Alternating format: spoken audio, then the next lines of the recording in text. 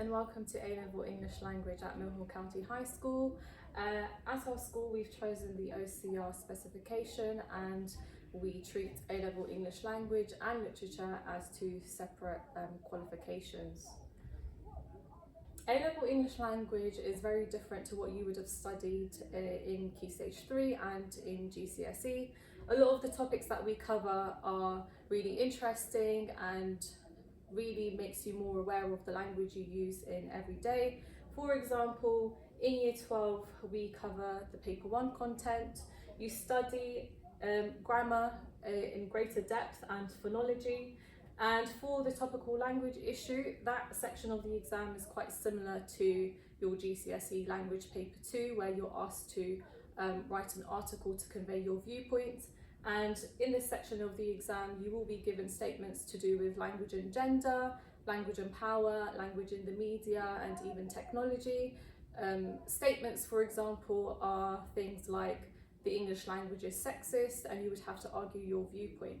Now, a lot of theory underpins the topics that you study at A-level, so you will be drawing upon those theories as well as contextual information as well.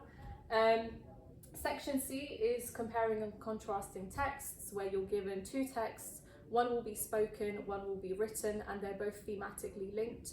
And you will be drawing upon theories and concepts when writing your comparative essay response. One of the most exciting parts of this course is that students are given the opportunity to conduct a language investigation. And when completing your language investigation, it's actually quite broad, and you get to choose what you want to focus it on, as long as it's to do with the topics that you studied in class.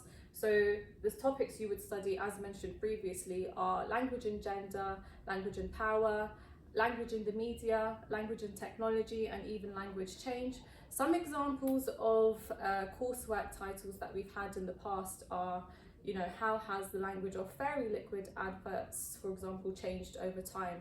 How do male and female politicians use language to influence their audience? In Year 13, we cover all of the content for Paper 2. The first section is child language acquisition, and in that unit you will learn how children go through various developmental stages in order to acquire language. So you focus on their lexical development, so the words that they acquire, their phonological development, so the various different sounds they acquire and produce over time, and also their grammatical development. And in that exam, you will receive a transcript, so you can either get children speaking to each other or children and adults speaking, and your main focus will be on the child's language development.